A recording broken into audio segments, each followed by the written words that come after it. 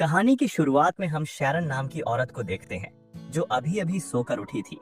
Sharon के पति का नाम मार्क था जो एक राइटर था, लेकिन कुछ ही दिन पहले उसकी किसी ने चाकू मारकर हत्या कर दी थी। इसके बाद घर की सारी जिम्मेदारी शैरन पर आ गई थी। वह जल्दी से तैयार होकर अपने बेटे एंथनी को जगाती है क्योंकि अपने पिता की मौत की वजह से वह कई दिनों बाद स्कूल जाने वाला था। एंथनी जल्दी से तैयार होकर स्कूल चला जाता है, जिसके बाद शैरन भी अपने काम पर जाने लगती है। वह जैसे ही घर का दरवाजा खोलती है तो उसे घर के बाहर हैरिसन खड़ा मिलता है। हैरिसन शैरन के स्कूल का दोस्त था और वह मार्क के केस की जांच भी कर रहा था। वैसे हैरिसन मन ही मन शैरन को पसंद करता था और शैरन भी उसे पसंद करती थी, लेकिन दोनों इस बारे में बात न करके मार्क के कातिल के बारे में बात करने लगते हैं। दूसरी तरफ हम एंथनी के स्कूल में देखते हैं कि विलियम नाम का लड़का एंथनी को परेशान कर रहा था, लेकिन डिलन के कहने पर विलियम वहां से चला जाता है। डिलन स्कूल में नया नया आया था।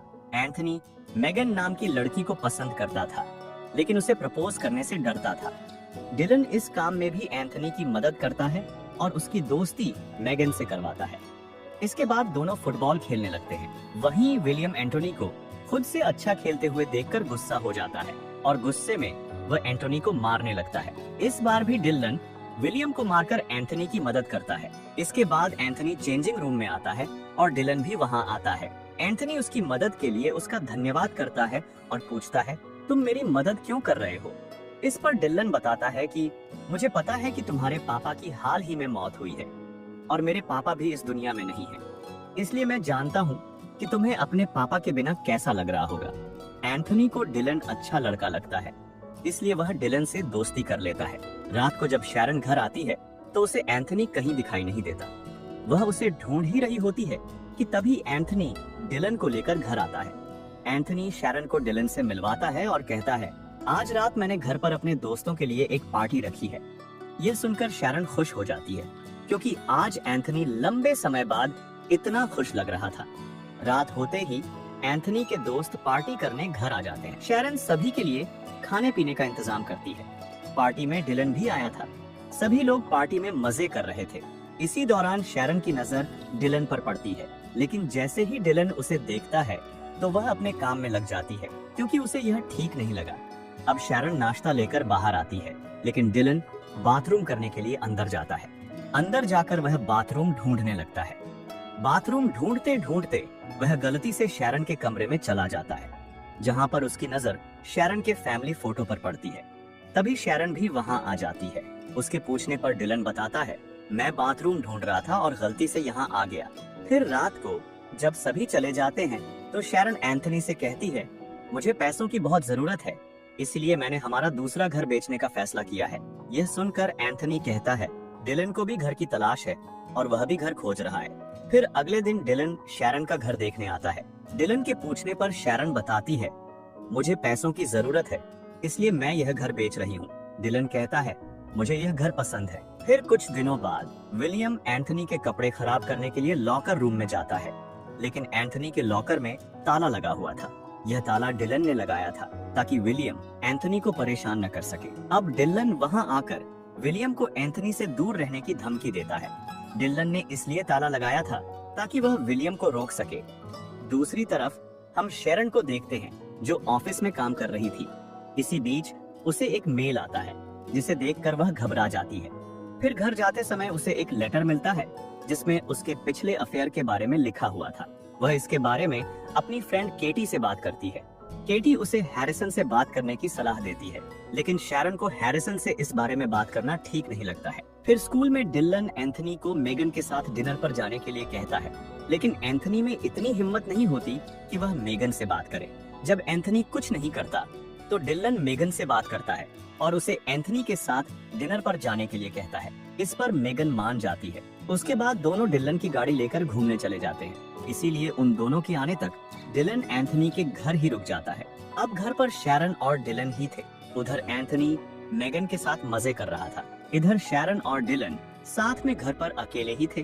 थोड़ी देर बाद शैरन नहाने चली जाती है और डिलन भी पानी की आवाज सुनकर उसके पास चला जाता है। शैरन उसे यहाँ से जाने के लिए कहती है, लेकिन डिलन उसकी बात नहीं सुनता और अपने कपड़े उतार कर नहाने चला जाता है। उसके बाद दोनों भरपूर रोमांस करते हैं। फिर जब एंथनी घर आता है तो उसे डिलन और शैरन कहीं दिखाई नहीं देते। वह दोनों को पुकारने लगता है। तभी उसके सामने डिलन आता है और अपनी गाड़ी लेकर वहाँ से चला जाता है। आज कई दिनों बाद शैरन की गुफा में धमाका हुआ था, इसलिए उसे काफी अच्छा लग रहा था। इसके बाद हम डिलन को देखते हैं। उसका लाइफस्टाइल वैसा बिल्कुल नहीं होता जैसा वह बताता है। शैरन को जो भी मेल और खत मिल रहे थे वह सब डिलन ही भेज रहा था। डिलन कुछ सोच समझकर ही एंथनी का दोस्त बना था और डिलन ऐसा क्यों करता है वो हम आपको आगे बताएंगे।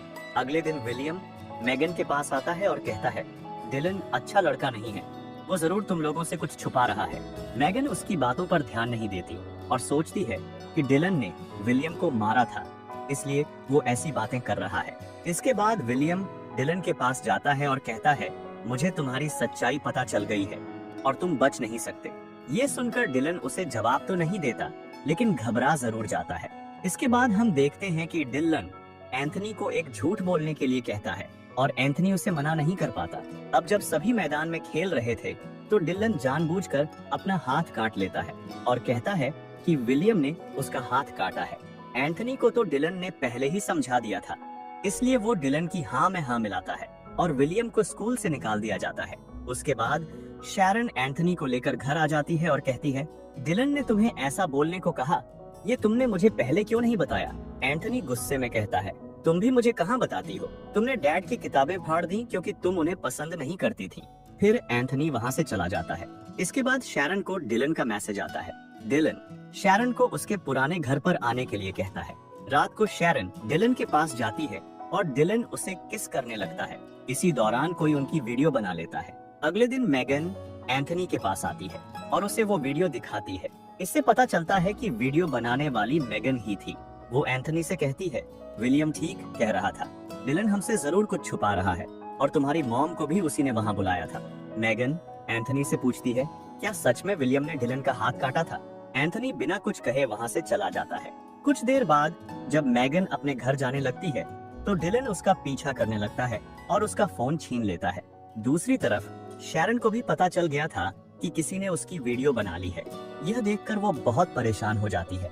जब एंथनी घर पर था तो उसे मेगन का मैसेज आता है। वह उसे डिलन के घर बुलाती है। एंथनी तुरंत डिलन के घर पहुंचता है लेकिन उसे वहां मेगन दिखाई नहीं देती।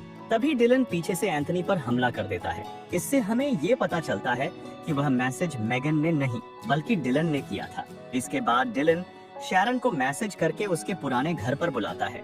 शैरन को यह ठीक नहीं लगता, इसलिए वह हैरिसन को भी वहाँ बुला लेती है। शैरन वहाँ पहुँचती है और उसके पूछने पर डिलन बताता है तुम्हारा पहले जिसके साथ चक्कर था मैं उसका बेटा हूँ। तुमने जब मेरे डैड को धोखा दिया था तो उन्होंने आत्महत्या कर ली थी। डिलन शैरन को एक चाकू देता है और कहता है मेरे डैड ने इसी चाकू से अपनी जान ली थी और मैंने इसी चाकू से तुम्हारे पति की जान ली थी। अब तुम भी इसी चाकू से खुद की जान ले लो, नहीं तो मैं इसी चाकू से एंथनी को मार दूंगा। उसने एंथनी को पहले ही बंदी बना रखा था। शैरन उसकी बात नहीं मानती और डिलन को मारकर वहाँ से भागने लगती है। तभी हैरिसन वहाँ आ जाता है। शैरन उसे लेकर जंगल की तरफ जाती है क्योंकि डिलन ने एंथनी और मेगन को वहीं बांध रखा था। शैरन जल्दी जल्दी उन्हें बचाने की कोशिश करती है। इसी दौरान डिलन हैरिसन पर चाकू मारकर उसे बेहोश कर देता है और उसकी गन ले लेता है। हैरिसन को घायल करने के बाद डिलन शैरन को मारने की कोशिश करता है लेकिन एंथनी वहाँ आ जाता है। डिलन एंथनी से कहता है तुम्हारे डैड और मेरे डैड के मौत की जिम्मेदार तुम्हारी मॉम है और मैं उसे मारना चाहता हूँ। लेकिन मेगन पीछे से डिलन पर हमला कर देती है। शैरन गन लेकर डिलन को मारने लगती है लेकिन एंथनी कहता है कि उसे मत मारो। इसके बाद वे लोग वहाँ से चले जाते हैं। अंत में शैरन हैरिसन का प्यार अपनाकर उसके साथ दूसरी जगह पर रहने लगती है और यहीं पर यह मूवी खत्म हो जाती है।